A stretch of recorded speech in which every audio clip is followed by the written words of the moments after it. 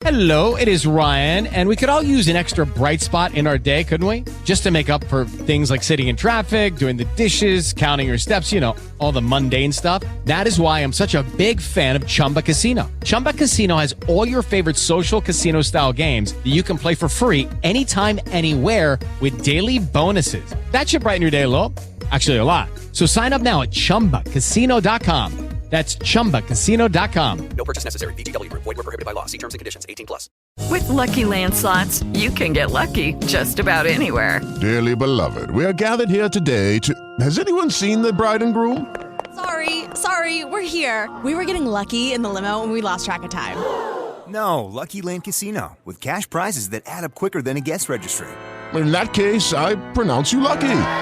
Play for free at LuckyLandSlots.com. Daily bonuses are waiting. No purchase necessary. Void where prohibited by law. 18+. Terms and conditions apply. See website for details. From Hollywood, it's time now for... Johnny Dollar. Ben Gartley, Johnny, Amercon Northern Trust. Oh, hiya, Ben. What do you hear from Wall Street? Save your money. What money? The money I'm going to pay you for this case. I've got a crazy one, Johnny. So naturally you thought of me. Nothing personal. Look, it's a trust setup. Cumulative endowment insurance rider. Big deal. Over $250,000, maybe $500,000. From whom to whom? From a Mrs. Ezra Gramley, widow, to her granddaughter, Susan. So? And Mrs. Gramley owns the Flint Rock Ranch in Nevada. Never heard of it. Our representative out there is Jonas Parks. He's the president of the Flint Rock First National Bank. Never heard of it. It's a whistle stop about 20 miles from Las Vegas. That I've heard of. Parks started the deal rolling, and then he got cold feet, and now he's yelling for help. Thinks the old lady may be crazy. I mean, literally. And there does seem to be a reasonable doubt. Unless Parks himself is crazy. Well, that's also a possibility, Johnny.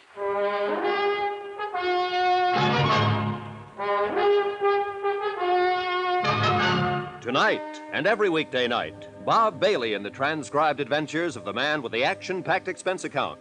America's fabulous freelance insurance investigator. Yours truly, Johnny Dollar.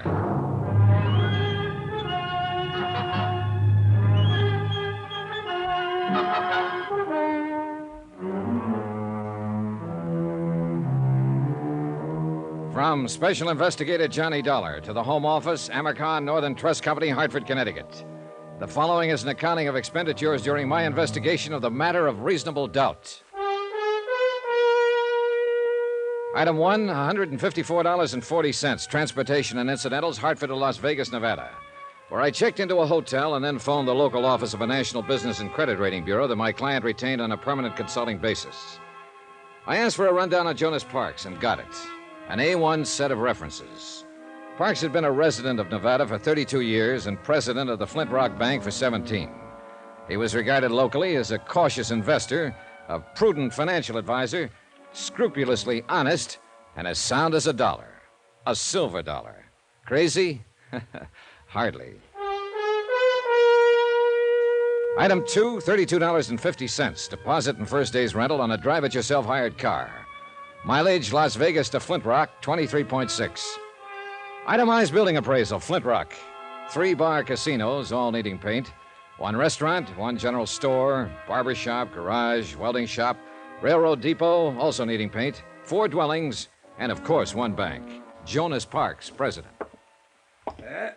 What can I do for you, young fellow? Well, my name is Dollar, Mr. Parks, Johnny Dollar. I'm a special investigator for Amercon, and I'm here in regard to the Gramley Trust case. Oh, yes. Well, I'm mighty glad to know you, Mr. Dollar. And I don't mind telling you I'm glad you got here. Oh? Here, pull up a chair. Okay, thanks. Sit down. It's been a real odd day. Funny-looking clouds hanging off there toward the river. Yeah, I noticed them driving out from town. Storm clouds, that's what they are. This time of year? Son, in this neck of the woods, it can happen any time of the year. Cloudbursts come up just like that, and they're over just as fast. Uh-huh, that's very interesting.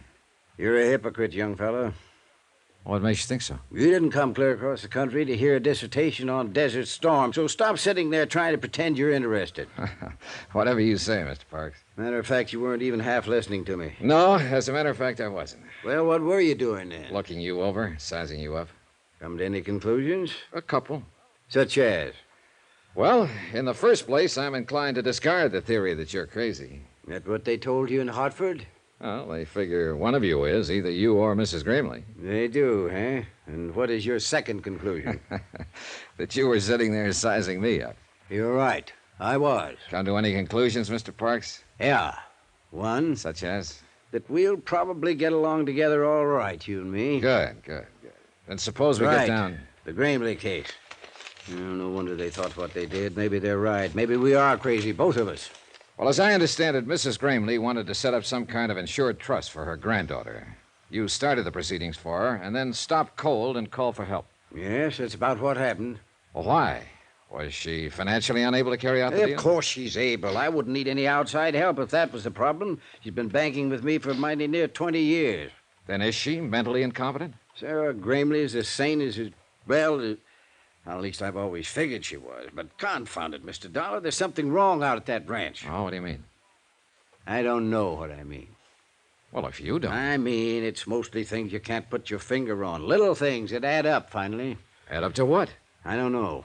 It's just a feeling, kind of a... A hunch? Is that what you mean? Yes, if you want to put it that way.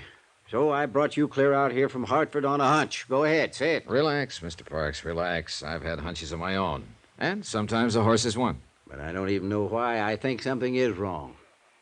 All right, what's the setup out there at the ranch? What's the background? Mrs. Gramley is a widow. Her husband died about 14 years ago, and she stayed on afterward and ran the ranch. Of course, her son Ed and his wife were there with her until 3 years ago and done most of the work. And they moved out 3 years ago? No, they were killed in an automobile accident. This girl, Susan, that Mrs. Gramley wanted to set up the trust for, is their daughter. She's going on 17 now. Then the two of them live there alone. No, there's another couple, Walter Gramley and his wife, Hilda. Walter's Mrs. Gramley's nephew. Sort of manages the ranch.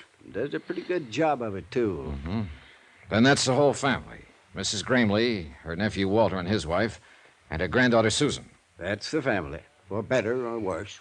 Mr. Parks, do you even have any idea as to what might be wrong? Not the slightest. You're on your own, son. Well, how did this trust business start? How did it come about? Miss Gramley came into town one day about 2 months ago and sprung it on me out of a blue sky. First time she'd been in town in nearly a year. Did she say why she wanted to set up the trust? No. She said it was nobody's business but her own.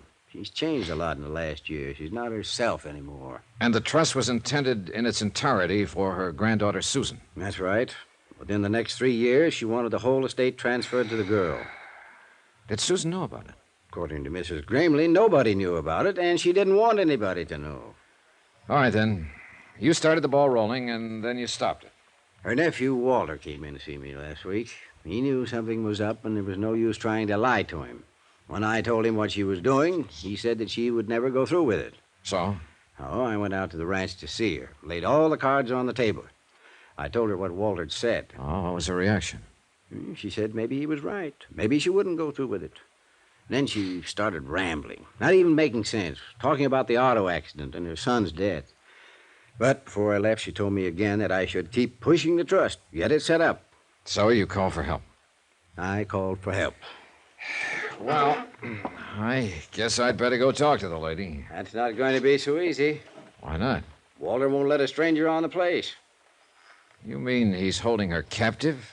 No, I think he believes she's losing her mind and he's trying to keep it quiet. And what do you believe, Mr. Parks? I don't know. Well, maybe we can find out. I hope so. Just one thing, though. Be careful. Of what? I don't know. Jonas Parks had one other suggestion, that I pretend to be a special investigator for the Cattlemen's Association. I agreed to try it. 4 miles from Flint Rock, the narrow ranch road left the plateau and began climbing up through the broken bluff country. 1.5 miles from the ranch house, I pulled out the choke, flooded the engine, and let the car cough to a stop, the old out-of-gas gimmick. And about 10 minutes later, I was wishing I'd thought of some other plan.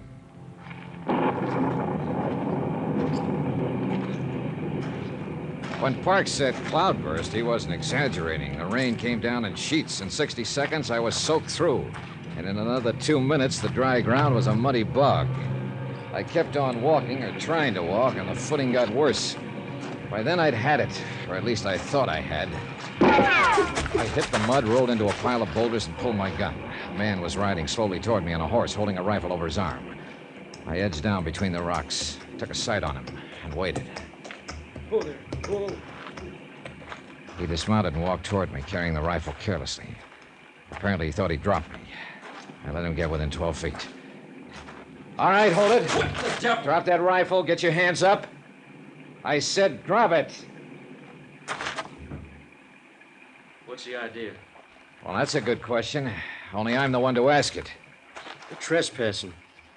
We've been losing cattle. So I've heard.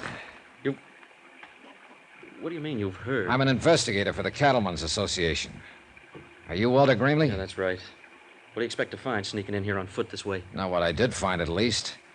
Look, I've got a car back there on the road. I ran out of gas. I understand the owner of the Flint Rock is a Mrs. Ezra Gramley. Yeah, she's my aunt. Well, I'd like to see her. I'm afraid that's impossible. Why? What's your name? Dollar, Johnny Dollar. Mr. Dollar, go back to your car and wait. I'll send some gasoline from the house. Huh? When you get it, turn that car around and get off the property. You're working for me, you know. I'm a member of the association. And you know as well as I do that you've got no more authority than any other private individual. So get out and stay out. And if I don't? Well, then you're a trespasser. And I won't miss twice. The next time I'll kill you. Is that clear? It was clear. Perfectly clear. And at this point, I wasn't ready to force the issue. So I conducted an orderly, strategic withdrawal, and short I went back to the car. The rain stopped before I reached it. And a few minutes later, a station wagon came lumbering down the road from the ranch and braked to a stop a few yards away. The girl who came toward me carrying a 5-gallon gasoline can was a living little doll, a daffodil, as perky and bright as a brand new penny. Hello there. Hi. I'm Susan Gramley, and you're Mr. Dollar, and you're out of gas, and I've got some for you. Well, here, that's pretty heavy. Let me take that. No, just stand back and avoid the splash. I'm an old hand at this. In fact, I'm a chronic empty tanker myself, and What's the matter? Out of gas, are you? Big deal, huh? That tank is almost full. Yeah, well, there's no use lying to you, I suppose. Nope, I'm too smart. I see. Another thing, you're not with the Cattlemen's Association, Mr. Dollar. I'm not? Nope. I think you're here to dig up the past because of what has happened and what might be going to happen. All of that, huh? Yep. And you know what? I think it's just fine and dandy. You do? You bet I do. I loved my dad. I loved him more than anything. They knew what he always did when he got mad. Sure they knew. I figured it out a long time ago. Like to tell me about it, Susan? You'll find out, Mr. Dollar. I think you're the kind of a man who smashes into things, right into the middle, and breaks them wide open. Be careful, though. Oh? Because you know something? You're smashing into a bomb.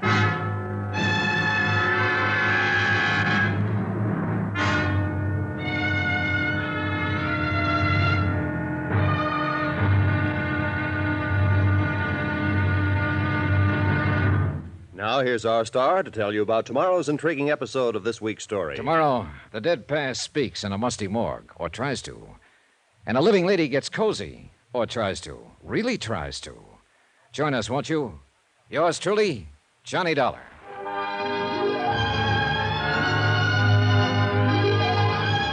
Yours truly, Johnny Dollar, starring Bob Bailey, is transcribed in Hollywood. Written by Les Crutchfield, it is produced and directed by Jack Johnstone. Be sure to join us tomorrow night, same time and station, for the next exciting episode of Yours truly, Johnny Dollar. Roy Rowan speaking.